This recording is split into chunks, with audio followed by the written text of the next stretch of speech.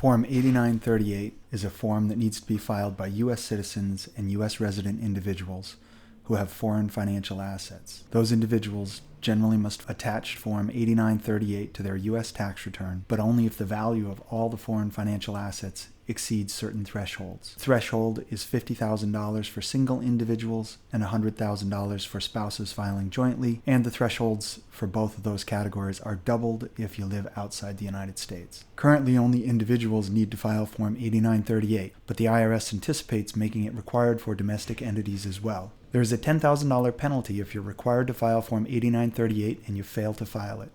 If there is any doubt as to whether the form needs to be filed, I typically go ahead and file it. There is no penalty for filing the form if you do not need to file it. Typically, if you do need to file Form 8938, you also need to file FinCEN Form 114, otherwise known as the F-bar. On the form, you fill out your name, your taxpayer identification number, typically a social security number.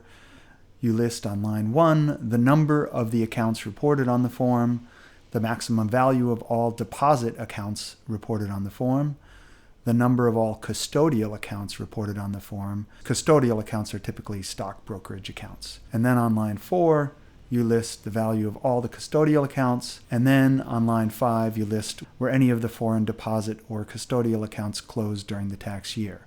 If yes, you click yes, otherwise you click no. Other foreign assets in Part 2, on line 1, you list the number of the foreign assets reported. On line 2, you list the maximum value of all the assets reported. On line 3, you list whether any of the foreign assets were sold during the year. If yes, you check yes. If no, you check no.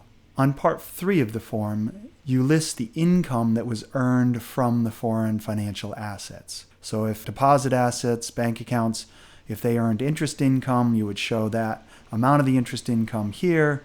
You would show that it's reported on Form 1040 and on Schedule B if it was on Schedule B. Dividends, same concept.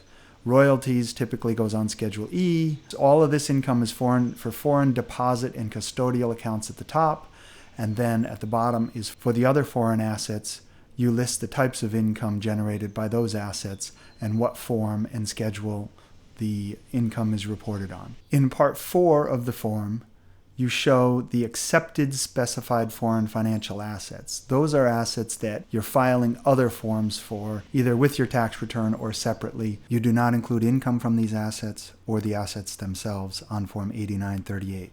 The 3520 is an example where if you receive a distribution from a foreign trust, you file the 3520 separately from your tax return, and you list how many 3520s you filed in Part 4 here. Also, Form 8621, which is for passive foreign investment companies, often referred to as PFICs. Also, if you filed 3520As, where you have U.S. grantors of foreign trusts, and also Form 8865, where you own an interest in a foreign partnership, and Form 5471, where you have an interest in a foreign corporation. What is not included in Part 4 here is Form 8858, which is when you own an interest in a disregarded entity, a foreign disregarded entity. So if you do own 100% of a foreign disregarded entity, you do not include that on Part 4 here, and that means then that the entity itself, as well as the assets of the entity, must be reported above on the foreign financial assets. Part 5 is where you list deposit and custodial account details.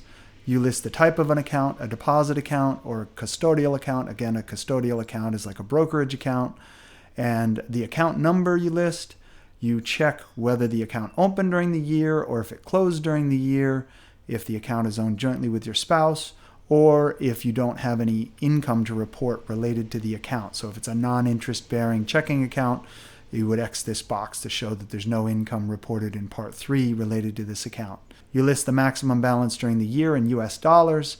If you used a currency exchange rate to convert it to US dollars, you X the box yes. If you answered yes, you list the currency in which the account is maintained and the exchange rate and where you got the exchange rate. Continuing Part 5, you list the name of the financial institution and the address of the financial institution. And so Part 5 is listed here once, and as we'll see below, Part 5 is duplicated on a continuation sheet. So if you have multiple accounts, you can repeat Part 5 for each separate deposit or custodial account. Part 6 is intended to show details for other foreign assets other than deposit and custodial assets. In line 1, you list a description of the asset, if there's any identifying number on line 2. If you acquired the asset during the year, you list the date it was acquired. If you disposed of the asset during the year, you list the date it was disposed.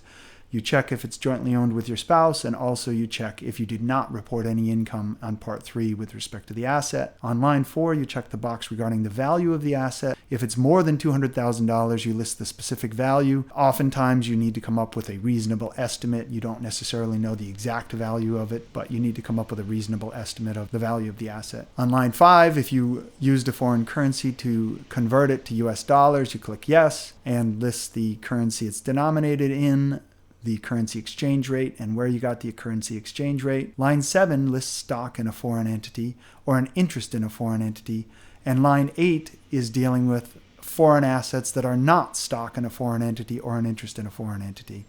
So on line 7, you list the name of the foreign entity, the type of entity, whether it's a partnership, a corporation, trust, or estate, and then the mailing address of the foreign entity. It's important to understand that foreign entities with limited liability are generally taxed as corporations for U.S. purposes unless an election has been made to treat them as a partnership or a disregarded entity. So most limited liability companies formed outside the United States will be corporations. On line 8A, you list the name of the issuer or the counterparty. The issuer is generally if you had, for example, a bond issued by a foreign company, then you would list the name of the company as the issuer of the bond. On the other hand, if you entered into a derivative contract, such as an option contract, then you have a counterparty to the contract and you would list the counterparty to the contract that you contracted with. Then on 8B, you list the type of the issuer or counterparty, whether it's an individual, a partnership, corporation, trust, or estate.